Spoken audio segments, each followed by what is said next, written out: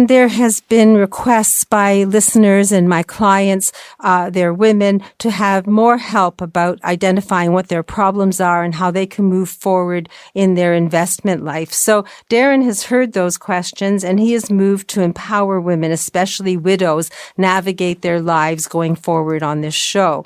And good morning, Darren. Good morning, Marilyn. Last Saturday, you gave us an analogy of playing a game and Ruth's story about playing a game well, keeping your eyes on the ball.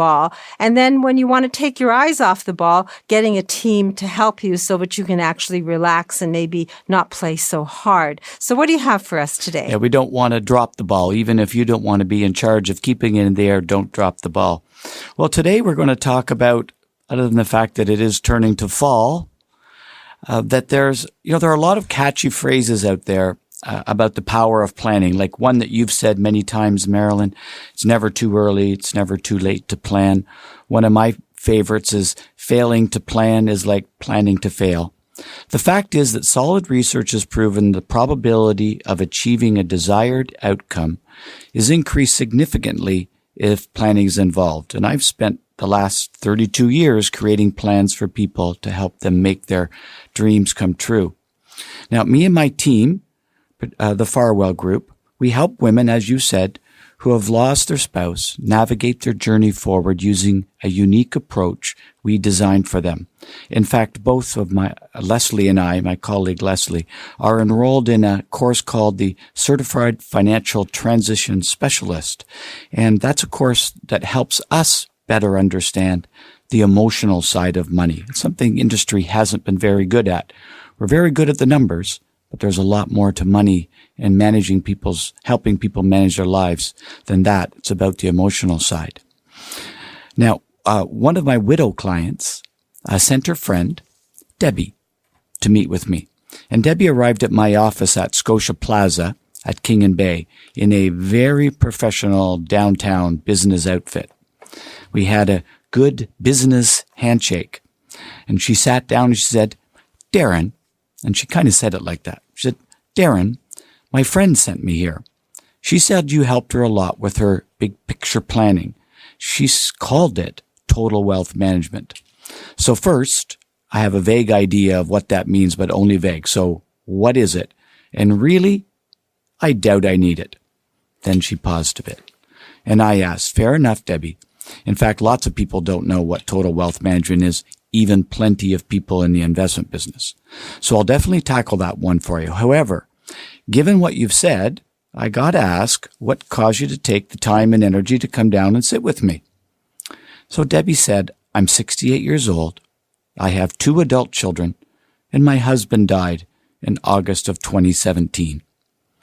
She said she's been fine financially ever since then. A few times she's reached out to her children for help with some financial questions, but they're very busy and not really available. When we talked about what was important to her, she said one of the most important things was she wanted to leave a legacy for her children. She wanted to make sure she didn't miss something in planning or rules that would jeopardize her doing so. And then she said, so Darren, tell me about this total wealth management and how it might help me. Okay, Debbie, first, what it isn't. Total wealth management is not just about numbers and investments and building a portfolio. Total wealth management is about working with a trusted professional financial advisor who understands what you're going through because he or she works with people just like you, someone who listens deeply and someone you can relate to. Then, when you're ready, total wealth management is about creating a plan to get the most of your assets so that you can focus on what's most important to you. Like one of my clients wants to be a rescue dog trainer. Now that doesn't pay a lot of money, so we need to figure out a plan to help support that. Total wealth management is a long-term process to help make your plans happen. Now, Debbie wasn't really 100% convinced, but with nothing to lose, she decided to create a plan, and creating a plan is an integral process of this. In that total wealth management plan, we discussed again her estate objective with our wills and estate specialist. Her primary estate goal is to leave a legacy for her kids. She had lots of life goals too, but her estate goal is for her kids.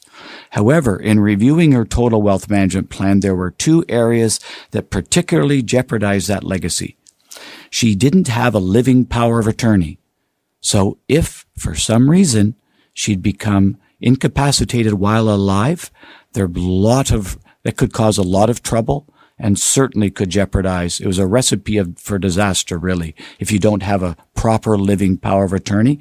Special hint there, most people do not spend enough time on the living power of attorney. Lots of time on the will, but not on the living power of attorney. And given how long people can live incapacitated in today's world, it's hugely important. Most people just sign a form and don't even think about it. I suggest you spend a lot more time on living power of attorney. Number two, Debbie's savings were invested so conservatively that if she lived to age 90, she would have little left for her kids. So we got some of that stuff fixed. Don't plan to fail. Get a plan in place. Maybe a total wealth management plan would be a good fit for you. It certainly was for Debbie, and Debbie feels much better about having a professional team watching her back now. I think of the phrase, did you know? And very often people said, oh no, I don't know. I didn't know. If only I'd known. So the idea of failing to plan is planning to fail because you don't have the information. You can't get to a destination if you want to get there promptly and efficiently without a map. And since we started, Darren, you've been talking about a roadmap for financial planning and retirement. So if someone wants to talk to you about everybody's different, right? So personal questions. I talked about it at the beginning of the show. I want people to be proactive and avail themselves of the advice you can give them in the experience you have. Are you going to work today? I am. And you just reminded me of a saying that Yogi Berra used to say, if you don't know where you're going, you'll end up somewhere else. So I thought that was a good one for today. And sometimes you want to be somewhere else, but it's good to know, right? Yeah. I am going back to the office today, and my number there is 416-863-7501.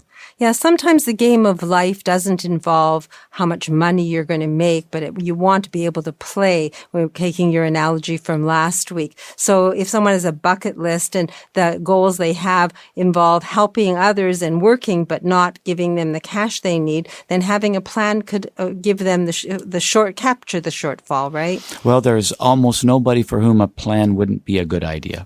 So 416-863-7501. You can be proactive, you can take charge of your life, and you have an expert, Darren Farwell, and the whole Farwell Group team right there to help you. All you have to do is dial the number and ask the question, and then you'll hear what you'll hear and make your decisions and move forward in your life. Thank you, Darren. I look forward to, Leslie's going to be here next week, so I'll look forward to hearing from her, and maybe we'll talk a little about her book too, Bank on Yourself.